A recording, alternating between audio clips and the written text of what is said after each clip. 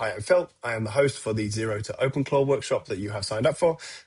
And I'm just going to show you quickly a few things that we need to pre-install on your machine so we're all ready to go for the workshop. Now, I'm going to show you two different options of ways that you can manage this. The first one is a little more complicated. It uses virtualization, which is the concept of running a machine within a machine, so a software machine within another software machine. And then I'm going to show you a version where we are not doing that.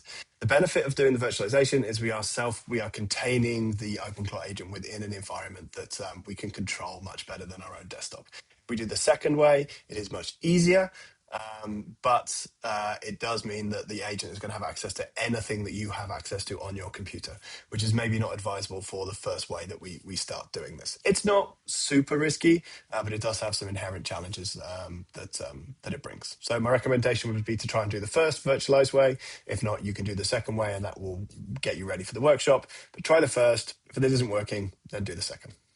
We will start by doing two things, downloading two pieces of software. The first one is Ubuntu Linux Desktop.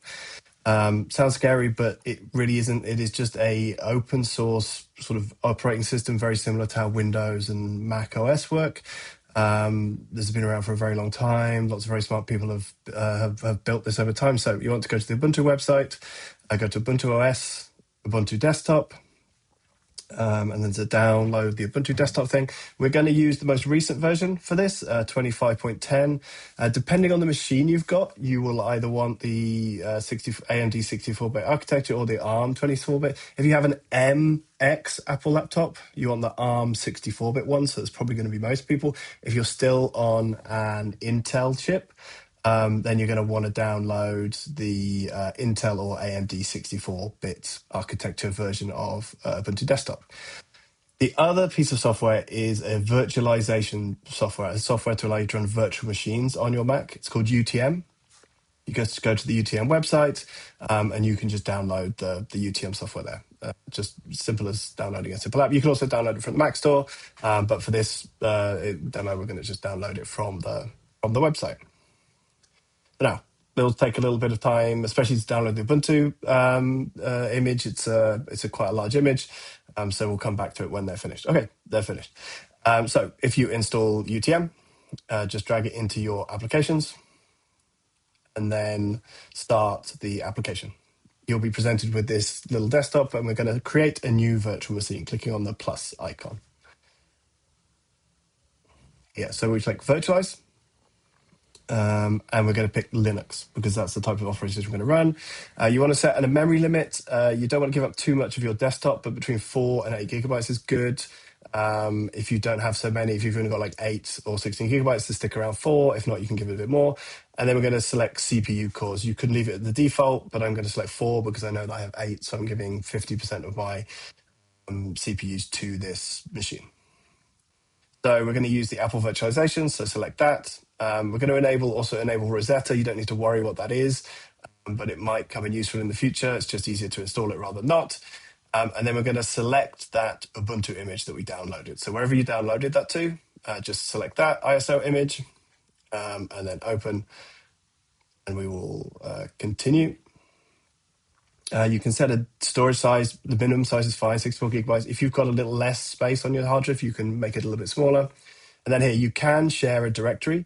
So you can share a directory that the virtual machine is going to use on your desktop, but we don't need to do this for the example. I've just selected here as an example to use a folder on the desktop or in my documents, so I can just, if I need to, share files between my host computer and the guest computer. Okay, we're going to start the Linux machine. So this is running a virtual machine inside your own machine. You're going to want to select try and install Ubuntu. You can imagine this virtual machine as like a show running inside a show, like Itchy and Scratchy runs inside The Symptoms. It's a show within its own right.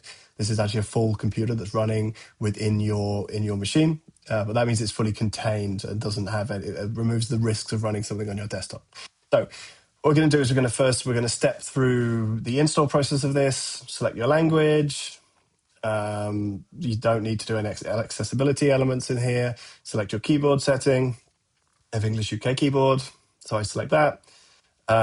You don't need to use wireless here. The virtual machine creates its own wired connection on your wireless or on your wired setup. So you don't. You just select wired, and then we're going to select install. I'm going to do the interactive installation, and we'll just select the defaults.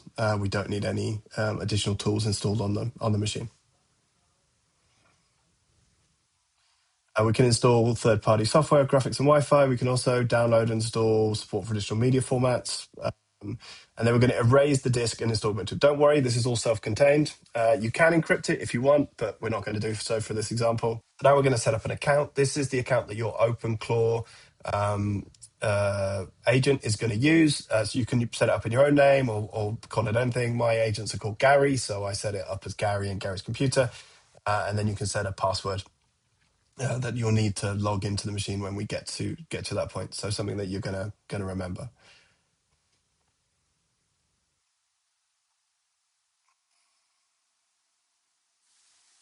You can uncheck this require password login. This is a virtualized machine, so it kind of runs within your computer, so it's kind of protected anyway. You can set your location if you want to have your agent running things on a certain time, then you're probably going to want to set to your time zone that you are in. And then on this page, just make sure that you have installation disk set to VDA, which is a virtual disk. So you don't overwrite anything. You can't, I don't think, with this virtualization software, but just be 100% sure that it's VDA, and then it's all fully controlled. Then this will run for a while. This is the piece of thing that we need to give some time for. It maybe take about an hour to set up and install this software. But then when you come back to it, you can just click restart after that is finished. The system will install. It'll ask you to remove the installation media. This little disk at the top, click that, and then you can eject the CD. That is the install disk that we downloaded before. And then click enter, and it will then boot into the Ubuntu operating system. You will get a little pop-up on the first install, which will ask you whether you want to update software. You should install the software updates at this point, and that'll take a few minutes. Depends on your internet connection. Maybe take up to about 20 minutes to install. Don't worry if that's taking a little bit of time. And then after you finish the install, it'll ask you whether you want to install again, just to confirm. After it's downloaded everything, you'll need to put that password in that you put in the creation step.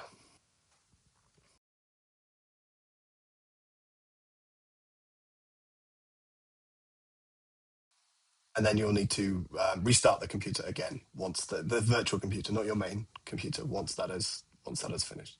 So just click the restart. And then the device, the virtual machine, will restart, and now we're back. Okay, so this is where things get really interesting. We are going to open up a terminal. A terminal is a command line interface that allows you to control the computer. And just to test to make sure it's everywhere, if you just type date, it should give you the date that you are currently installing. Now, we're going to install a piece of software called Homebrew. Homebrew is a package management software. It allows you to download certain things into your computer. But first, we need to install a few prerequisites to that. So you're going to type sudo apt install curl. I'll show this at the bottom. And then sudo apt install git. These are just two pieces of software that we don't really need to know about at this time, but they allow you to manage and download the software from the internet via Brew. Then we'll go to the Brew website. We'll copy the install command, which is also here at the bottom of the screen, and then it will just step you through the install process for Brew. This will take a few minutes as it downloads things and then uncompresses them onto your desktop. There is a small bug in how Homebrew works on Linux at the moment, and the output is going to look a little disjointed, and we're going to need to copy a few commands from this. So if you just keep an eye on what I'm doing here, I'm going to copy these commands into a notepad environment, and you can see then what we're doing. I'll put them on the screen as well, what you need to do, but you need to replace Gary with whatever you put as your name for your computer. We then will open a new terminal and we will paste these commands into the new terminal. Hi, so Phil from the future slash editing room here. I realized that this section is terrible. It really doesn't show how to copy the commands over and what you really need to be doing. So I'm just going to put here the command. So this is the commands for my user. So you can see where there is Gary in there. You will just need to change that for your username and then copy and paste those into terminal. And then you can that'll be the completion of the brew install. Also, just to make this a little easier, on the page where you see this video, below it, I will just write out all of the commands step by step that you need to run through. Anyway, back to past Phil.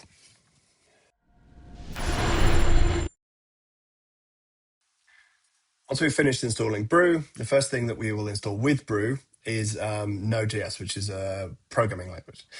Brew install Node.js we will run, and then that will run through again, and you'll get a few more packages downloaded to your machine.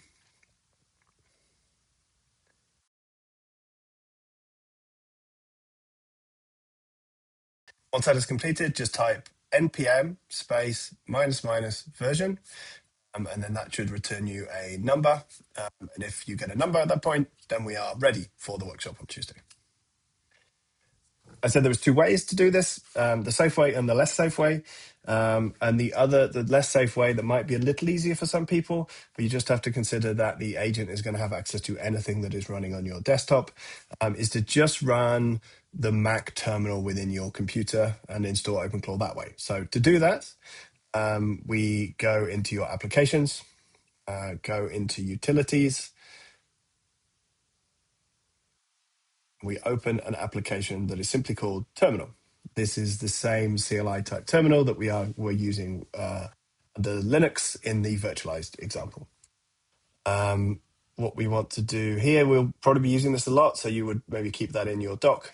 And then we're going to do the same thing. We're going to install Homebrew on directly onto the Mac through the CLI. There is no risk of doing this. This is perfectly safe. This is something that lots of software engineers use on a daily basis. We're going to paste that command into the terminal. It'll ask us for our password, which we might get right.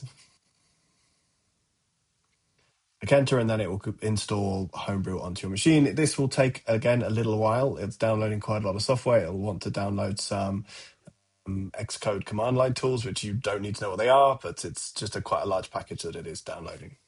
Once that is completed, there is a few commands that you need to copy into your command line. It is these ones here that all start with echo or eval. So we copy these and just paste them in. 3 commands. I will put these on screen again, and you just have to understand that you need to change the name Gary to your username for your computer. That's that done. And now we want to install Node.js just through Brew to make sure everything is working and to give us the software that we need to run OpenClaw. So we type brew space install space Node.js, all one word. Right, so now that it's finished, we are just going to run npm space minus minus version, and that should give you back a number. If you get a number around about 11, then we are ready to go for the workshop.